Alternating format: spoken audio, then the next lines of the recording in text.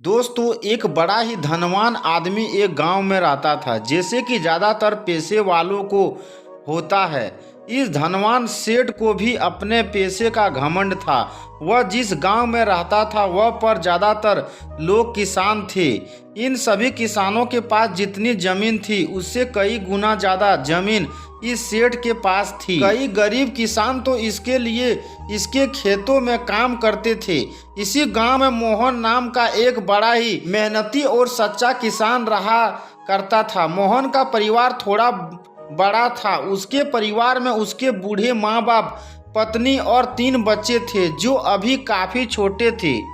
मोहन के पास ज़्यादा जमीन नहीं थी, लेकिन जितनी भी थी उसमें वह बड़ी मेहनत करता और अपने परिवार का पेट पालने लायक अनाज उगा लेता था। बाकी किसान भी यह देखकर हैरान रह जाते कि कोई कैसे इतनी सी जमीन में इतना ज़्यादा फसल उगा सकता है।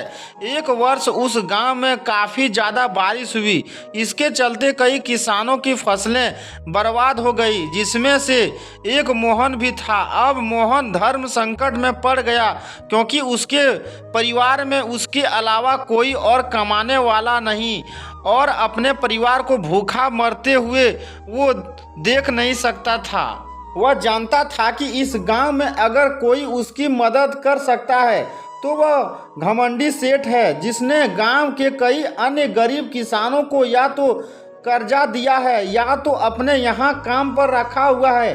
हाथ पर हाथ धरे बैठे रहने के बजाय उसने इस सेठ के पास जाने का फैसला किया और एक दिन उनके पास पहुंच गया। सेठ के पास पहुंचकर मोहन बोला, सेठ जी, आपकी बहुत मेहरबानी होगी अगर आप मुझे थोड़ा सा कर्जा दे दे, जिससे मैं अपने खेतों में फिर से कोई फसल उगा सकूं, या फिर आप मुझे अपने यहाँ नौकरी दे दे ताकि मेरे परिवार को 2 वक्त का खाना मिल सके।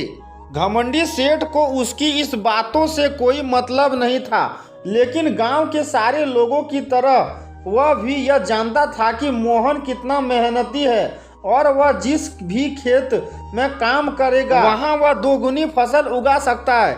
सेठ ने सोचा, अगर मैं इसे पैसे उधार देता हूं तो शायद यह इस स्थिति में नहीं है कि मुझे वापस लौटा सके, लेकिन अगर मैं इसे अपने खेतों में काम करवाता हूं तो मुझे जरूर 2 गुना फायदा होगा। सेठ मोहन से बोला, देख भाई, पैसा तो मैं तुझे दूंगा नहीं और मेरे पास अभी खेतों में काम करने के लिए कई किसान पहले से मौजूद है, लेकिन तुझ पर तरस खाकर मैं तुझे अपने खेतों में नौकरी देता हूँ, पर मैं तुझे इसके लिए ज़्यादा पैसे नहीं दूंगा। बाकी किसानों को मैं 300 देता हूँ, मैं तुझे 200 ही दे पाऊंगा। मरता क्या न करता। मोहन ने सेठ की शर्त मान ली और उसी दिन से सेठ के खेतों में काम करना शुरू कर दिया। 2 महीने तक नियमित वो सेठ के खेतों में जाकर कड़ी मेहनत करता और देखते ही देखते 4 महीने का काम उसने अपनी मेहनत से 2 महीनों में ही खत्म कर दिया। सेठ उसके काम से काफ़ी खुश था, लेकिन वह कभी उसको यह जताता नहीं था। जब सेठ ने देखा कि उसका खेतों का काम अब खत्म हो चुका है, अगर वह मोहन को काम से निकाल देता है तो उसके 2 महीनों के पैसे बच जाएंगे। तब सेठ ने मोहन को काम से निकालने का फैसला किया। इस बार सेठ को यह विचार भी आया कि इतना मेहनती आदमी शायद उसे दोबारा ना मिले, लेकिन फिर उसने सोचा कि जब अगले साल काम आएगा तब उसे फिर से नौकरी पर रख लेगा। आखिर इस गांव में उसके अलावा है ही कौन जिसके आगे ये लोग अपने हाथ फैलाएंगे।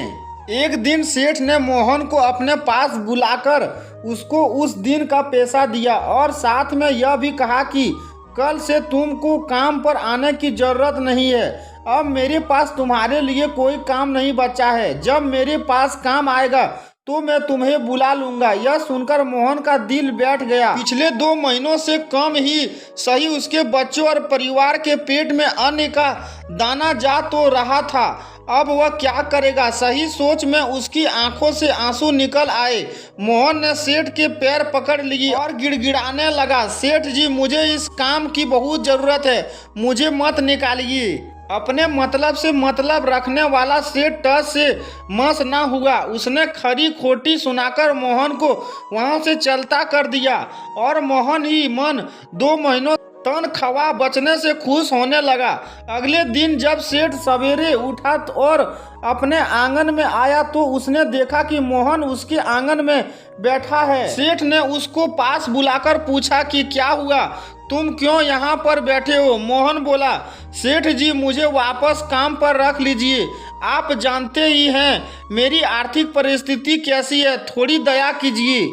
लेकिन सेठ ने उसकी एक न सुनी और फिर एक बार उसे बुरा भला कहकर वहां से जाने के लिए कहा। बेचारा मोहन अपना सिर नीचे झुकाकर वहां से चला गया। अगले दिन फिर यही घटना दोहराई गई। मोहन फिर सेठ के आंगन में बैठा था। सेठ ने फिर उसको वहां से जाने के लिए कहा। यह घटना अगले कई दिनों तक चलती रही। अब तो मोहन सेठ के हकालने पर भी वहां से नहीं जाता था और वहीं पर बैठा रहता था। एक बार सेठ ने उससे पूछ लिया, तुम कैसे आदमी हो? मैं तुम्हारा इतना अपमान करता हूँ लेकिन तुम्हें कोई फर्क नहीं पड़ता है। तब मोहन ने सेठ से कहा, बुरा तो बहुत लगता है सेठ जी, लेकिन जब घर जाता हूँ और भूख से बिलखते अपने माँ बाप और बच्चों को देखता हूँ तब यह अपमान मुझे कुछ भी नहीं लगता। इतना सब कुछ होने के बाद भी सेठ का दिल जैसे पत्थर का बना हुआ था।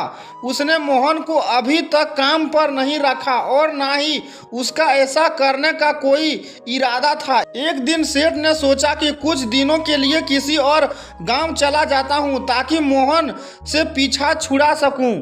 अगले दिन मोहन के आने से पहले ही सेठ अपने परिवार को लेकर अपने किसी संबंधी के यहाँ चला गया और वहाँ पर 10 दिनों तक रहने के बाद फिर अपने गांव अपने घर वापस लौटा। घर लौटते ही सेठ ने आसपास पर जगह नजर दौड़ाई तो पाया कि वहाँ पर अब मोहन नहीं था। सेठ ने सोचा, मेरी तरकीब काम कर गई, लगता है मोहन से अब पीछा छूट गया है। हालांकि अब सेठ के द्वार पर मोहन नहीं बैठा था लेकिन मोहन का विचार अभी भी सेठ मन में घर कर रहा था। सेठ सोच रहा था कि मोहन इतनी जल्दी हार मानने वाला आदमी तो नहीं दिखाता है। उसके साथ क्या हुआ होगा? क्या उसे कहीं कोई और काम मिल गया होगा या फिर कोई कुछ? इन विचारों से सेठ को बेचैन कर दिया और आखिरकार सेठ को मोहन की खबर लेने के लिए गांव में जाना पड़ा। सेठ को मोहन का पता नहीं मालूम था, इसलिए अड़ोस पड़ोस के अन्य किसानों से पूछने पर पता चला कि मोहन घायल हो चुका है और अपने घर पर आराम कर रहा है।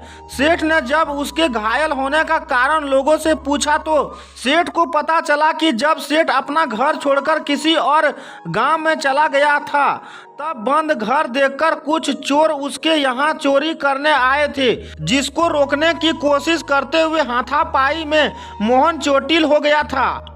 यह सब जानने के बाद सेठ का पत्थर का दिल भी अब मोम की तरह पिघल गया। सेठ को अपने किए पर पछतावा होने लगा। सेठ ने अपने आप को याद दिलाया कि कैसे उसने एक शरीफ और सच्चे आदमी को ज़्यादा काम करवा कर भी उसको पूरा पैसा नहीं दिया और जिसको गले से लगाना चाहिए था उसे ठोकर मार कर भगाता रहा। सेठ मोहन का घर का पता पूछकर उसके घर पहुंचा तो देखा कि मोहन की घर की हालत बहुत खराब है।